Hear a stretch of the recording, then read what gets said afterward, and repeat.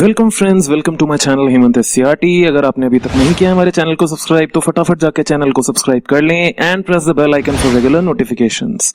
तो चलिए जी, आज हम स्टार्ट करते हैं अपनी बिजनेस स्टडीज की पहली क्लास। क्योंकि लास्ट वीडियो में हमने क्या देखा था, हमने देखा था बिजनेस स्टडीज का सिलेबस क्या होगा, है ना जी। तो आप देख रहे होंगे कि हमारी स्क्रीन पे कोई है और आप बहुत ही आश्चर्यचकित हो रहे होंगे कि ये है कौन।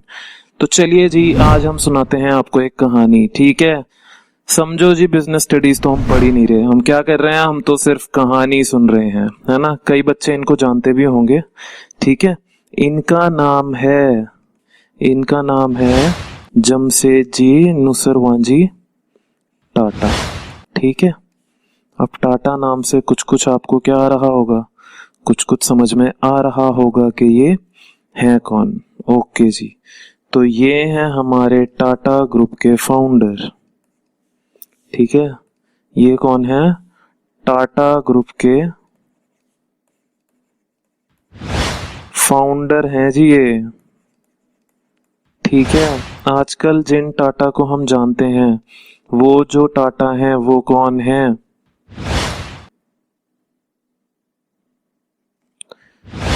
तो कौन है ये, टाटा ग्रुप के फाउंडर है। आप ये समझो कि टाटा ग्रुप इतना बड़ा है, उनके अंडर इतनी सारी कंपनीज हैं।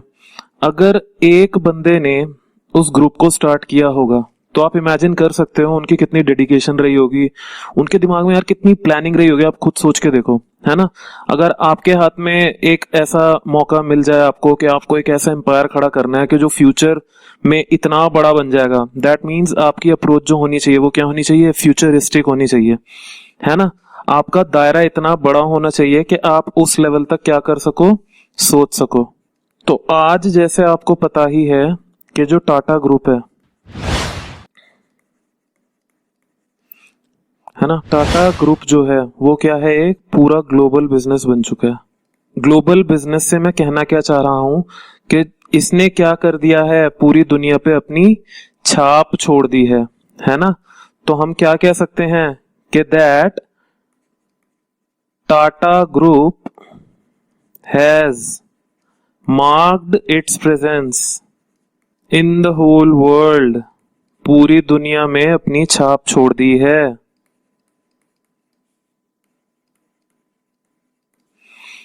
ना। तो ठीक है जी, तो आज देखिए आप, एक इतने विजनरी इंसान की हम कहानी पढ़ रहे हैं, जमशेदजी टाटा की। इनको हम जमशेदजी टाटा ही बोलते हैं, ज्यादातर लोग इनको इसी नाम से जानते हैं, है ना। नुसरवांजी उनका मिडिल नेम है, तो हम जमशेदजी टाटा से ही उनको रेफर करेंगे। तो जमशेदजी टाटा जो है वो फाउंडर रह चुके हैं टाटा ग्रुप के।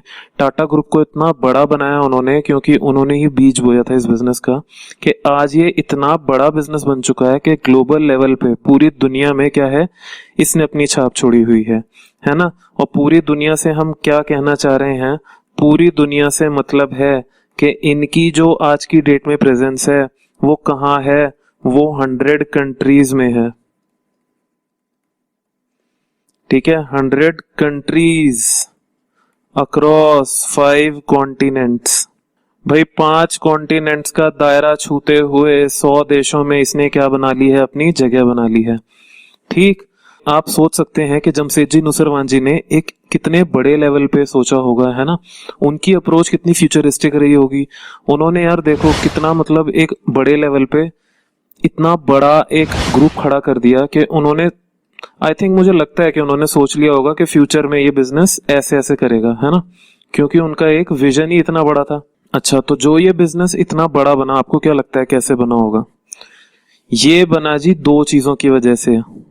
किसकी वजह से, 2 चीजों की वजह से। वो क्या थी, टाटा ग्रुप की वैल्यूज, टाटा ग्रुप की वैल्यूज। तो आपको क्या लगता है टाटा ग्रुप की क्या वैल्यूज रही होंगी या क्या हैं। तो फर्स्ट था G strong sense of values. अच्छा, तो वैल्यूज क्या होते हैं, मूल्य होते हैं, है ना। तो उनके मूल्य उनके लिए बहुत ऊपर रहते थे और उन्हीं वैल्यूज को बेसिस बना के उन्होंने क्या करा था, पूरे ग्रुप की एक नींव रखी थी, ठीक है। तो उन वैल्यूज से वो बिल्कुल भी कॉम्प्रोमाइज नहीं करना चाहते थे, ना कर सकते थे। ओके, तो एक तो जो फाउंडेशन थी वो ये थी, है ना। दूसरी क्या थी? दूसरी थी spirit of innovation. Spirit of innovation. अब इनोवेशन से हम क्या कहना चाह रहे हैं? इनोवेशन से हम ये कहना चाह रहे हैं कि जो जमशेदजी टाटा थे, उन्होंने एक बेसिकली क्या कर दिया था कि टाटा ग्रुप जब उन्होंने बनाया तो उसमें ये था कि भाई समय के साथ आपको बदलना है और नई नई चीजें करनी है ना। तो नई नई चीजें करना और नई नई चीजें करते हुए अपने वैल्यूज, अपने मूल्यों को बचा के रखना, सहेज के रखना। ये क्या थी उनकी? दो ऐसी वैल्यूज थी जिनके बेसिस पे उनका ग्रुप इतना बड़ा बन पाया। ओके, आप सोच रहे होंगे कि हम इतना पढ़ क्यों रहे हैं, बट ये सारी चीजें हमें अभी काम आएंगी। नेक्स्ट देखते हैं जी। नेक्स्ट हम देखते हैं जब जमशेदजी टाटा ने बिल्कुल शुरू में बिजनेस करने का मन बनाया था तो उनके दिमाग में दो चीजें नहीं, तीन चीजें नहीं, चार चीजें थी। ठीक है, उनके चार गोल्स थे और वो 4 गोल्स क्या क्या थे? 4 गोल्स में से जी सबसे पहला गोल उनका था सेटिंग अप आयरन एंड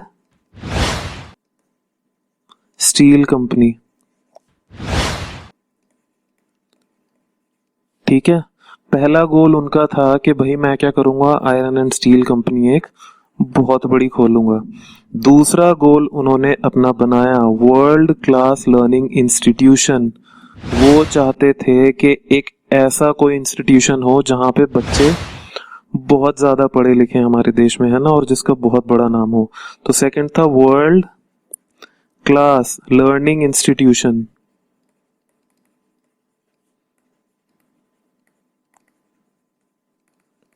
ठीक है, थर्ड चीज उन्होंने क्या सोची थी? Unique hotel. उनके दिमाग में था कि हम एक ऐसा होटल खोलें सबसे अलग हो, सबसे यूनिक हो, ना केवल हमारे देश में बल्कि पूरी दुनिया में। ठीक है, और फोर्थ गोल जो उनके दिमाग में था वो क्या था? Hydro electric plant. Hydro electric plant. ठीक है, तो ये चार गोल लेके उन्होंने क्या करा था? ये चार गोल लेके वो आगे बढ़ रहे थे। ओके, बट इन चारों में से जिस चीज को वो सच कर पाए वो चीज कौन सी थी? वो चीज थी यूनिक होटल। ठीक है जी, तो यूनिक होटल बनाने में वो बिल्कुल सफल रहे। इस बेसिस पे उन्होंने रखी एक होटल की नींव, जिस होटल का नाम क्या था? फटाफट बताइए, आपको बिल्कुल पता है। उस होटल का नाम था जी ताज महल होटल। ठीक है, उस होटल का नाम क्या था? ताज महल होटल। ठीक, और ये होटल बनाने में वो हो गए कामयाब। जब हुए वो कामयाब तो ये होटल बन के दिखा कुछ ऐसा। ठीक है, ये जो होटल आपको दिख रहा है यहाँ पे, ये क्या है? ये ही है जी ताज महल होटल। ये पीछे कुछ सालों पहले बड़ी सुर्खियों में भी रहा था, है ना, काफी दुखद एक घटना हुई थी यहाँ पे। तो आप देख सकते हैं इतने बड़े लेवल पे इतना बड़ा होटल उन्होंने उस टाइम पे खड़ा करके दिखा दिया था। किस टाइम पे? बिल्कुल जी, अभी बताते हैं आपको किस टाइम पे। तो ताजमहल होटल जो बनाया उन्होंने, तो ये ताजमहल होटल जो उन्होंने बनाया, ये कहाँ बनाया? कोलाबा। और ये कोलाबा कहाँ है? मुंबई। ठीक है, मुंबई में उन्होंने सिलेक्ट किया एक जगह को, कोलाबा को, जहां पे उन्होंने अपना पूरा एक ड्रीम प्रोजेक्ट बनाया, that is Taj Mahal hotel. Okay ji, और इस ताजमहल को उन्होंने इनॉग्यूरेट किया कब?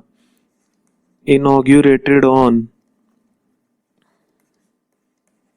ये इनॉग्यूरेट हुआ जी 3 दिसंबर 1903। तो आप देख सकते हैं कि उन्होंने 1903 में इतना बड़ा, इतना शानदार होटल खड़ा करके दिखा दिया। ठीक है, जब कोई इमेजिन भी नहीं कर सकता था। दैट मीन्स उन्होंने जो 4 गोल्स बनाए थे उनमें से एक गोल उन्होंने जो पूरा किया वो ऐसा पूरा किया कि उसको बिल्कुल परफेक्शन तक ले गए वो। और इन सब के पीछे जो 2 चीजें उन्होंने अपने दिमाग में रखी वो कौन कौन सी थी, जो अपने साथ लेके हमेशा चले? वो थी जी उनकी वैल्यूज, उनके मूल्य और दूसरा था स्पिरिट ऑफ इनोवेशन, है ना। 1903 में आप इतना बड़ा एक होटल खड़ा कर रहे हो तो वो आप बिना किसी एक सेंस ऑफ इनोवेशन के कर ही नहीं सकते। उस जमाने में वो होटल अकेला ऐसा होटल होता था, ठीक है। कैसा hotel? It was the only hotel with electricity, जहां पे बिजली आती थी, ऐसा ये पहला होटल था और अकेला होटल था उस टाइम पे, ठीक है। तो आप सोच सकते हो इतनी बड़ी उनकी एक इमेजिनेशन थी, इतनी बड़ी सोच थी और इतना बड़ा उनका सेंस ऑफ इनोवेशन था। इस होटल को बनाने में जो कॉस्ट लगी उनकी, वो लगी जी ₹11 मिलियन, जो आज की डेट में अगर हम बात करें तो कितनी है? अप्रोक्सीमेटली 11 बिलियन, ठीक है। ये कब थी? 1903 में जो उन्होंने खर्चा किया, ये हम आपको बता रहे हैं एज ऑफ टुडे। तो आप कुछ सोच सकते हैं इतना ह्यूज अमाउंट लगाया उन्होंने इस होटल को बनाने में। ऐसा होटल जो एक अकेला होटल था जहां पे उस वक्त इलेक्ट्रिसिटी होती थी, जो इतने बड़े लेवल पे बनाया गया था, जिसमें इतने सारे रूम्स थे, है ना। तो इतना बड़ा एक विजन लेके चलना आपको क्या लग रहा है आसान होगा? आसान नहीं होता। क्यों नहीं होता? क्योंकि उन्होंने जो ऊपर 2 गोल्स बताए हैं कि अपने वैल्यूज को मेंटेन करते हुए चलना है और क्या करना है, और हमें सेंस ऑफ इनोवेशन के साथ चलना है, ये हमेशा हमारे लिए आसान नहीं होता है ना। और आगे देखते हैं कि इसके क्या कारण थे कि जो टाटा ग्रुप है वो इतना फैल गया। सबसे इंपॉर्टेंट रीजन था वो क्या था कि उनके जो वर्कर्स थे वो हमेशा सेटिस्फाइड होते थे। तो हम क्या कह रहे हैं? सेटिस्फाइड वर्कर्स,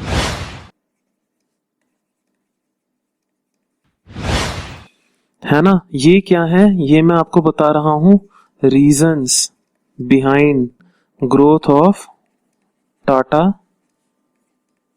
ग्रुप, ठीक है। तो क्या क्या रीजंस रहे हैं ये हम एक बार थोड़ा खुद सोच लेते हैं। तो सबसे पहला तो मैं कह रहा हूं रहा है इनका सेटिस्फाइड वर्कर्स। ऐसा क्यों रहा? क्योंकि इन्होंने कभी भी ये नहीं सोचा कि जो हमारे वर्कर्स हैं वो क्या है, वो एक अलग एंटिटी है, उन पे तो हमें ध्यान ही नहीं देना, वो तो बस काम करने के लिए सैलरी देंगे, बात खत्म। ऐसा बिल्कुल नहीं होता। टाटा ग्रुप में उनकी बिल्कुल हिफाजत की जाती है, उनका पूरा ख्याल रखा जाता है, बिल्कुल दामाद की तरह रखा जाता है, आप ये कह सकते हो, है ना। जैसे घर में दामाद जी आते हैं तो उनकी पूरी आओ भगत होती है, खाना खिलाया जाता है, हाँ जी हाँ जी आ जाइए, ऐसा ऐसा कुछ कुछ नहीं होता।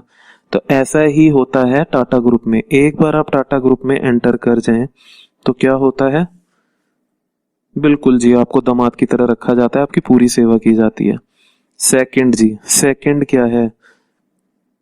जमशेदजी टाटा जो थे उनकी अमेजिंग मैनेजमेंट स्किल्स,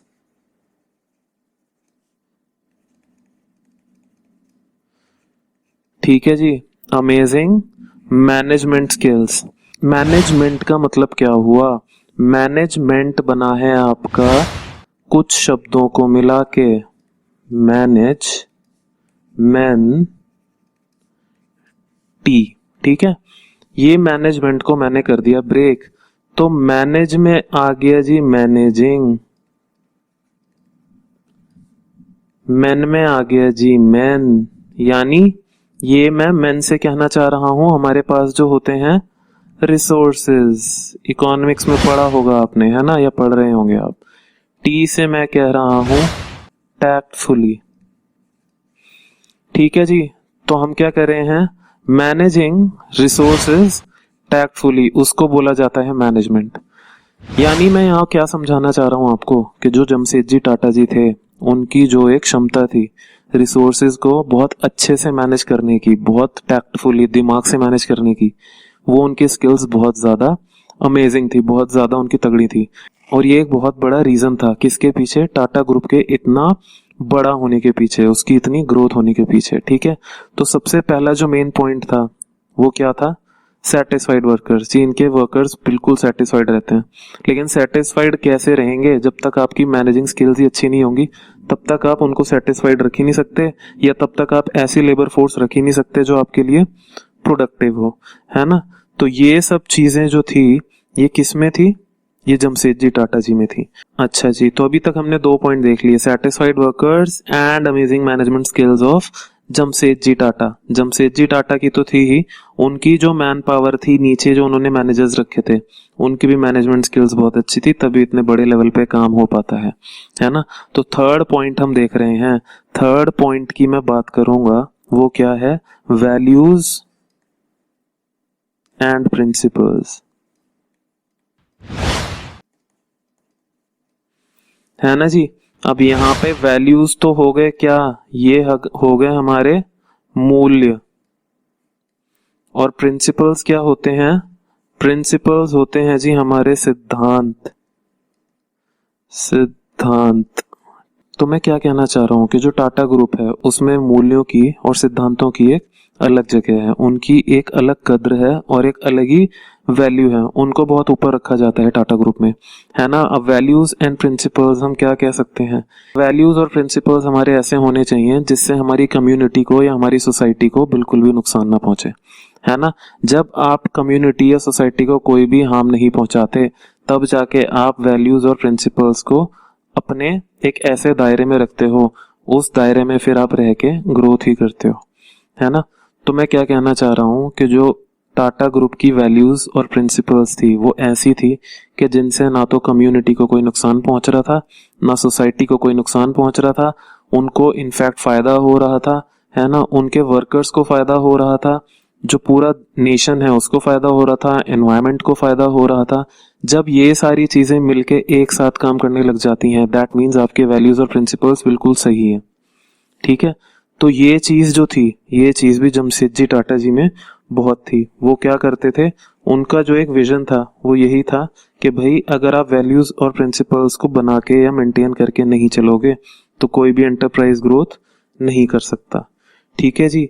इसी का कारण है कि जो टाटा ग्रुप है आज की डेट में 29 पब्लिक लिस्टेड टाटा एंटरप्राइजेज में बटा हुआ है, या हम ये भी कह सकते हैं कि जो टाटा ग्रुप है उनकी 29 टाटा एंटरप्राइजेज हैं या 29 फील्ड में वो काम कर रहे हैं। सबसे पहले तो ले लेते हैं टाटा कार, है ना। मैं बस कुछ एग्जांपल दूंगा आपको क्योंकि सारे हम इतनी सारी 29 को अगर हम काउंट करते रहेंगे तो बहुत टाइम हो जाएगा। तो हम देख रहे हैं फॉर एग्जांपल जैसे टाटा कार हो गया, जिसको हम टाटा मोटर्स कह सकते हैं क्योंकि कार में सिर्फ कार आएगी, मोटर्स में ट्रक टेम्पो उनके सब आ जाएंगे, इसलिए टाटा मोटर्स हो गया। टाटा केमिकल्स, है ना, और टाटा पावर,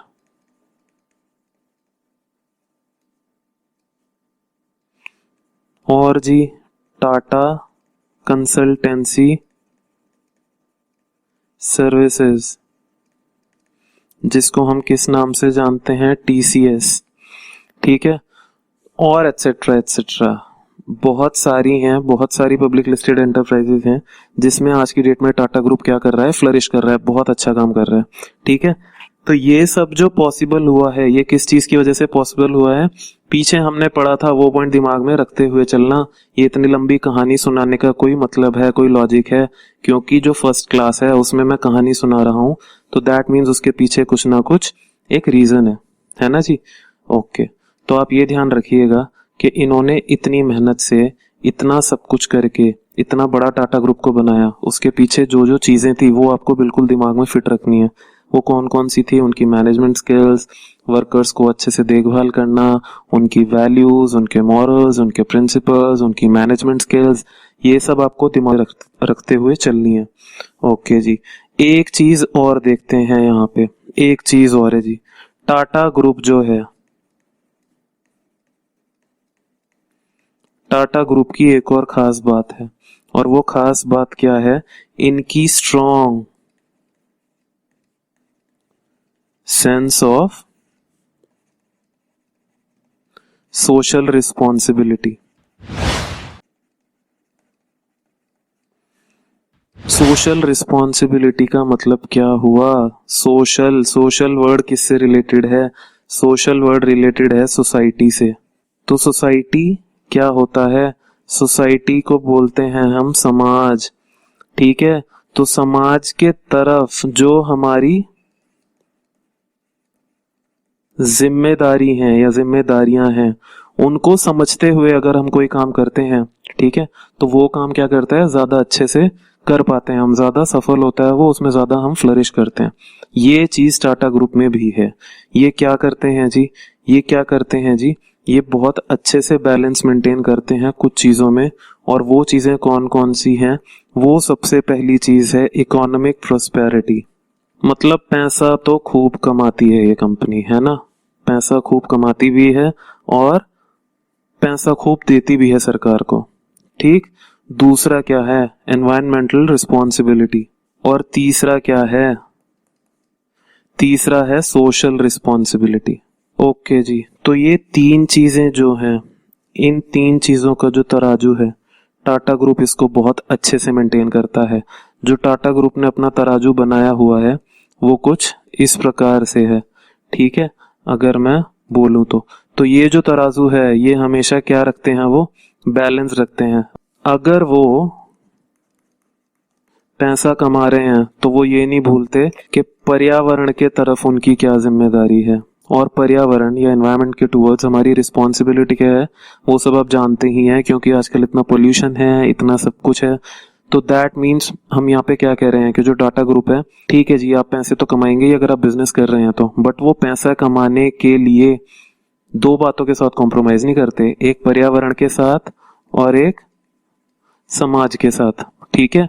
वो क्या करते हैं, पैसा कमाते हुए पर्यावरण का भी ध्यान रखते हैं और पैसा कमाते हुए समाज का भी ध्यान रखते हैं। जब आप ये दोनों चीजें करने लग जाते हैं तो आप क्या हो जाते हैं, आप बहुत ऊपर हो जाते हैं, ठीक है। तो इकोनॉमिक प्रोस्पेरिटी का मतलब क्या हुआ, इकोनॉमिक प्रोस्पेरिटी मींस इकोनॉमिकली बहुत प्रॉस्पर करना, ठीक है जी। टाटा ग्रुप तो ये कर ही रही है, किन कारणों की वजह से कर रही है, वो कारण हमने अभी ऊपर देखे थे, स्ट्रॉन्ग मैनेजमेंट स्किल्स, उनकी स्ट्रॉन्ग वर्कफोर्स, सेटिस्फाइड वर्कफोर्स, है ना, ये सब कारण हमने ऊपर देख लिए थे। सेकंड आता है एनवायरमेंटल रिस्पॉन्सिबिलिटी। अब एनवायरमेंटल रिस्पॉन्सिबिलिटी में क्या आता है कि आप एनवायरमेंट के टुवर्ड्स या पर्यावरण के टुवर्ड्स सेंसिटिव है।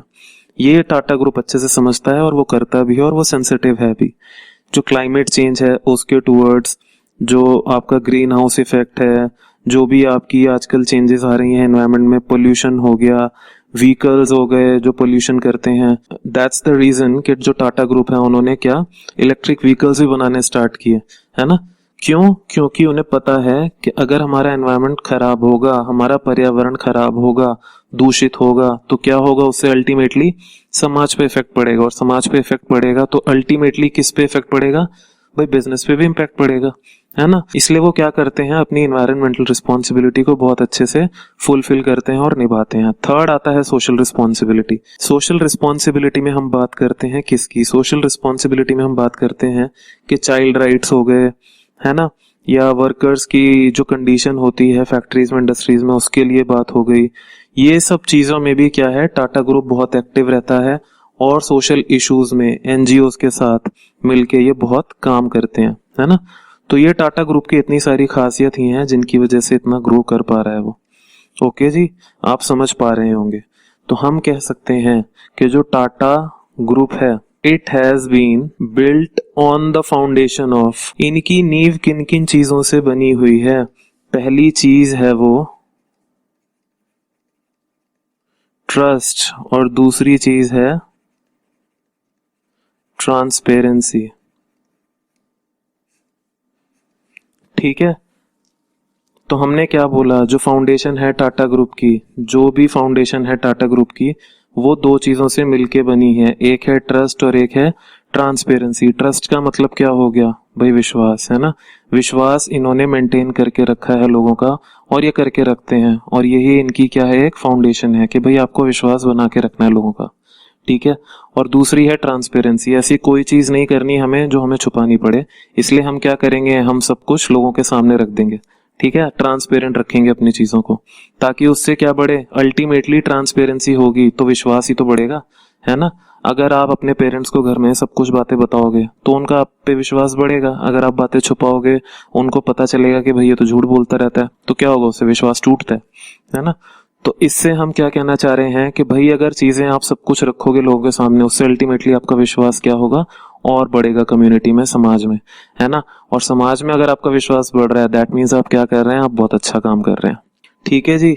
तो हम कह सकते हैं एक लास्ट बात कि इतना बड़ा एक एम्पायर बनाने के लिए क्या जरूरी है, लिख लेते हैं इस बात को, building such a huge enterprise, इतना बड़ा एक एंटरप्राइज बनाने के लिए, है ना, उसको सस्टेन करने के लिए और उसको चलाने के लिए, एंड रनिंग इट, ठीक है, उसको बनाने के लिए, उसको सस्टेन करने के लिए और उसको चलाने के लिए, यानी रन करने के लिए। चलाने के लिए कैसे, प्रॉफिटेबली। ठीक है, अब बिजनेस कर रहे हैं तो प्रॉफिट तो भाई जरूरी है, नहीं तो कैसे काम चलेगा। प्रॉफिटेबली किसके थ्रू पॉसिबल है ये, आर पॉसिबल ओनली थ्रू, किस किस की वजह से, सबसे पहला point effective and efficient management. ठीक है जी, बिना इफेक्टिव और एफिशिएंट मैनेजमेंट के ये काम पॉसिबल नहीं है। अब इफेक्टिव और एफिशिएंट मैनेजमेंट क्या होगा, ये हम नेक्स्ट वीडियो में देखेंगे। ठीक है, क्योंकि हमारा फर्स्ट चैप्टर शुरू हो चुका है। ये जो इतनी कहानी हम बता रहे हैं, ये कहानी ऐसे ही नहीं बता रहे, इसका कुछ लॉजिक है। ओके, और सेकंड पॉइंट क्या है, coordination at all levels, coordination at all levels. ठीक, यानी मतलब क्या है इसका, अगर बिजनेस है, बिजनेस स्टार्ट किया है टाटा ने, जमशेदजी टाटा जी ने, तो क्या कहना चाह रहे हैं हम, जमशेदजी टाटा जी से लेके और एक छोटे से छोटे एम्प्लॉय तक क्या है, पूरा कोऑर्डिनेशन है चीजों का, है ना। जो छोटा बिल्कुल एक नीचे लेवल का, लोअर लेवल का आदमी कर रहा है, ये भी जमशेदजी टाटा को पता है कि वो क्या कर रहा है, काम कैसे चल रहा है। ये सब बातें किस में आती हैं, ये कोऑर्डिनेशन में आती हैं। और कोऑर्डिनेशन कब पॉसिबल है, coordination effective and efficient management से ही पॉसिबल है। ठीक है, तो अल्टीमेटली जो सारा सूत्रधार है वो क्या है यहाँ पे, मैनेजमेंट। अगर मैनेजमेंट नहीं होगा या मैनेजमेंट नहीं होता इस केस में, जमशेदजी टाटा जी के केस में, तो टाटा ग्रुप इतना बड़ा नहीं होता, है ना। It was all because of his efficient and effective management skills that he was able to make the Tata group so big and huge in our country and in the whole world। ठीक है जी, तो ये बात बिल्कुल आपको ध्यान में रखनी है, ये स्टोरी आपको बिल्कुल दिमाग में फिट कर लेनी है जो हमने आज आपको बताई है। ओके, ये स्टोरी अगर आप अपने दिमाग में रखेंगे तो क्या कर पाएंगे, आगे चैप्टर को बहुत अच्छे से समझ पाएंगे। ठीक है, ये स्टोरी बताने का एक रीजन था, एक लॉजिक था, और वो लॉजिक आई होप बिल्कुल पूरा हो मेरा, क्योंकि मैं नहीं चाहता कि वो लॉजिक हमारा क्या हो, खराब हो जाए। ठीक है जी, तो आप बिल्कुल इसको दिमाग में रखें, इस स्टोरी को बिल्कुल अपने माइंड में फिट कर लें, एक बार और सुन लें अच्छे से। ठीक है, ताकि आपके दिमाग में सारी चीजें क्लियर हो जाएं। नेक्स्ट वीडियो में हम स्टार्ट कर देंगे अपना फर्स्ट चैप्टर, वैसे स्टार्ट हो चुका है, बट आज की अगर आपको कहानी लगी है तो बहुत अच्छी बात है ना। इस कहानी को थोड़ा एंजॉय करते हुए सुनना और अच्छे से समझना। ठीक है जी, तो अगर आपने अभी तक हमारा चैनल सब्सक्राइब नहीं किया है तो फटाफट से जाके चैनल को सब्सक्राइब कर लें, और अगर आपको वीडियो पसंद आई है तो जाके वीडियो को एक लाइक जरूर दे दें। ठीक है, लाइक तो बिल्कुल नहीं देते आप, चलिए ठीक है, कोई नहीं, आप पढ़ लीजिए, वही बहुत है मेरे लिए। ओके, चलिए जी, तो मिलते हैं नेक्स्ट वीडियो में। तब तक अपना, अपने पेरेंट्स का, अपने भाई बहनों का, अपने फ्रेंड्स का, अपना सबका ख्याल रखिए, अच्छे से पढ़िए, बहुत बड़े आदमी बनिए। ओके, चलिए, take care, okay, bye bye.